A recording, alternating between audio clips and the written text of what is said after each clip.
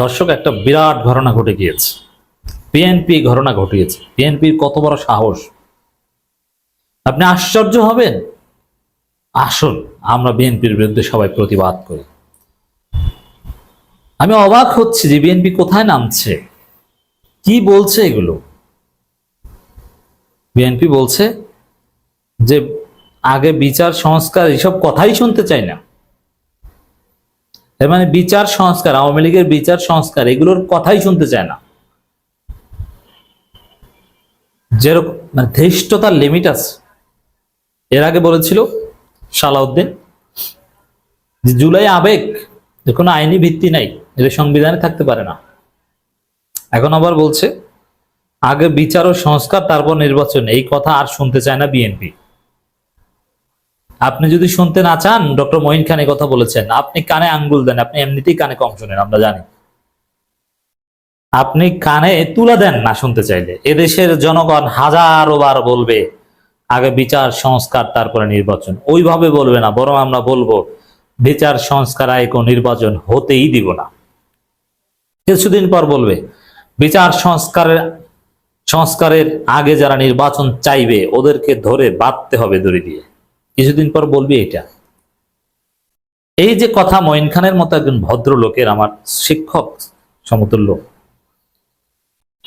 আগে বিচার সংস্কার তারপর নির্বাচন, এই কথা আর শুনতে চায় না বিএনপি। শুনতে না চাইলে ভারত যান। এটা তো শুনতে চায় না আওয়ামী লীগ। ওদের সাথে যে গলায় গলায় ধরে থাকেন, অথবা একই রশিতে গলায় দড়ি দেন, আত্মহত্যা করেন। বাংলাদেশে থাকতে হলে এগুলো শুনতে হবে। কারণ 24-এর বিপ্লব হয়েছিলই সংস্কারের জন্য। আর বিচার করতে হবে, নইলে বিপ্লব থাকে না, গণ-অভ্যুত্থান থাকে না। নইলে গণ-অভ্যুত্থানকারীদের সন্ত্রাসী বলে 2 দিন পর ফাঁসি দেবে। বিচার হতে হবে, গণহত্যার বিচার হবে না। তা আপনাদেরকে 24-এর বিপ্লব হয়েছিল কি আপনাদেরকে ক্ষমতায় বসিয়ে দিতে? এটা তো সহজ একটা হিসাব। আপনি এটা কমন সেন্স কেন নাই ডক্টর মঈন খান? আপনার বয়সের কারণে লোপ পেয়েছে? যারা বিপ্লব ঘটিয়েছে, যারা গণ-অভ্যুত্থান ঘটিয়েছে, তারা কিছু প্রায়োরিটি নেওয়ার চেষ্টা করবে, তাদের মতামতকে গুরুত্ব দিতে হবে, এটা স্বাভাবিক। এখন আপনারা গণ-অভ্যুত্থানে ছিলেন না বা বিপ্লবে ছিলেন না, এ কারণে আপনাদের যে চাওয়া 3 মাসের মধ্যে নির্বাচন, এটা হবে না। এটা আপনাকে মেনে নিতে হবে। বিপ্লবের পক্ষের যারা ছিল বা মাঠে যারা বিপ্লব ঘটিয়েছে, তাদের যে দাবি, এটা মানতে হবে। এটা গ্রামার। হ্যাঁ, আপনারা যদি বিপ্লবটা করতেন, হাসিনার পতন ঘটাতেন, তাহলে আপনাদের মতামত অনুযায়ী 90 দিনে নির্বাচন হতো। কিন্তু আপনাদের যেহেতু ঘটান নাই, যারা ঘটিয়েছে তাদের সংস্কারের দাবি মানতে হবে। এবং 9 দফার মধ্যে সংস্কার ছিল, রাষ্ট্র সংস্কার, এগুলো হতেই হবে। তা আগে বিচার ও সংস্কার তারপর নির্বাচন, এই কথা আর শুনতে চায় না বিএনপি। এর অর্থ কি? এর অর্থ হচ্ছে এখনো নির্বাচন দাও, মানে সংস্কার ছাড়া নির্বাচন, মানে কারচুপি নির্বাচন। বুঝতে পারছেন কত বড় ধৃষ্টতা? এখন বিএনপি বলো না, না আমরা তো বলিনি যে বিচার হবে না, সংস্কার হবে, কিন্তু সেটা আমরা করব, সেটা নির্বাচনের পর করব না। এ বিষয়ে অবস্থান স্পষ্ট যে নির্বাচনের পরে কোনো বিচার সংস্কার, এগুলো নিয়ে আমরা কথা বলছি না। আমরা যে সংস্কার কথা বলছি, এটা নির্বাচনের আগে সংস্কার, সংবিধান সংস্কার, এগুলো নির্বাচনের আগে হতে হবে।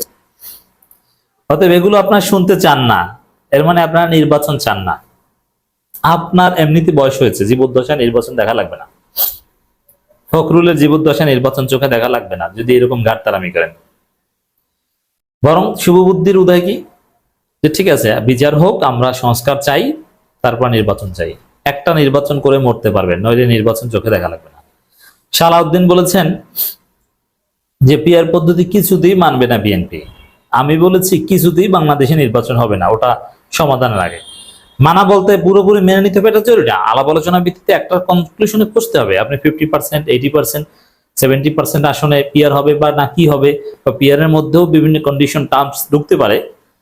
জেলা ভিত্তিক পিআর হতে পারে, আবার মিনিমাম থ্রেশহোল্ড নিয়ে আলোচনা হতে পারে, যে না মিনিমাম 5% বা 1% বা 10% না পেলে সে জিততে পারবে না। এখানেও জামানত বাজেয়াপ্ত হওয়ার সিস্টেম থাকবে, যে আপনি মিনিমাম 3% ভোট না পেলে আপনার জামানত বাজেয়াপ্ত, বা 1% না পেলে জামানত বাজেয়াপ্ত। না আইন হতে পারে, এগুলো নিয়ে কথাবার্তা হতে পারে। না, পিআর কিছুতেই মানবে না, এর নির্বাচনই হবে না। তো দর্শক, আগে বিচার ও সংস্কার তারপরে নির্বাচন, এ কথা শুনতে চায় না বিএনপি। এটা ধৃষ্টতাপূর্ণ কথা, এটা 24-এর স্পিড পরিপন্থী কথা, এটা গণ-অভ্যুত্থান বিরোধী কথা, এটা 24-এর বিপ্লব বিরোধী কথা, এটা আওয়ামী লীগের কথা, এটা মোদির কথা, এটা সজীব ওয়াজেদ জয়ের কথা, তার আব্বা মোদিকে বলেছিল যে আব্বা 3 মাসের মধ্যে নির্বাচনের ব্যবস্থা করেন, সেম কথা বলছে। না, সংস্কার বিচার ছাড়া নির্বাচন হতেই দিব না আমরা। আপনি যদি শুনতে না চান, কানে তুলে দিয়ে থাকেন, ভারত চলে যান। আপনার মার্কিন ভিসা আছে, ওইসব জায়গা যান। বাংলাদেশে থাকতে হলে সকাল সন্ধ্যা ওজিফার মতো আগে বিচার সংস্কার তারপরে নির্বাচন, অথবা বিচার সংস্কার আগে নির্বাচন হতেই দেওয়া হবে না, এই কথা আপনাকে সহ্য করতে হবে, শুনতে হবে। রেডিওতে শুনবেন, টেলিভিশনে শুনবেন, মোবাইল অন করলে ফেসবুকে শুনবেন, ইউটিউবে শুনবেন, সব জায়গায় শুনবেন, শুনতে হবে। বাংলাদেশে রাজনীতি করতে হলে এটা শুনে রাজনীতি করতে হবে, নইলে রাজনীতি করার দরকার নাই। বয়স হয়েছে তো। দর্শক, সংস্কার বিচার চলমান প্রক্রিয়া না, ওই চলমান প্রক্রিয়ার বিচার সংস্কার কথা আমরা বলিনি, আমরা বলছি সংস্কার কমিশনের সুপারিশ মালার কথা, যেটা নির্বাচনের আগে যেটা হবে ওইটা। চলমান প্রক্রিয়া সংস্কার নিয়ে আমরা কথা বলছি না, নির্বাচনের আগেই হতে হবে, চলমান নয়। এই ভাওতাবাজি কথা বাদ দিন, চলমান প্রক্রিয়া যে সংস্কার, ওই সংস্কার নিয়ে কোনো আলোচনা হচ্ছে না। আলোচনা হচ্ছে সংস্কার কমিশনের সুপারিশ মালা নিয়ে। অন্তর্বর্তী সরকারের প্রধান দায়িত্ব গণতন্ত্র ফিরিয়ে আনা। আচ্ছা, গণতন্ত্র মানে কি? মঈন খানের মতো একজন শিক্ষিত লোক গণতন্ত্র ফিরিয়ে আনা মানে ভোট। কি গণতন্ত্র বুঝছে? যত দ্রুত সম্ভব নির্বাচনের মাধ্যমে জনগণের হাতে গণতন্ত্র ফিরিয়ে দেয়া। নির্বাচনের মাধ্যমে কি হয় এটা হাসিনা আমলে দেখেছেন না? সংস্কার ছাড়া নির্বাচন মানে হাসিনা মার্কা নির্বাচন। এটা তো আমরা হতে দেব না। সময় বিএনপি নেতাকর্মীদের উদ্দেশ্যে তিনি বলেন, আওয়ামী লীগ নেতাকর্মীদের মতো আচরণ করা থেকে আমাদের সবাইকে সতর্ক থাকতে হবে। আমাদের আচরণে গণতন্ত্র ও সংযমের সাপ থাকতে হবে।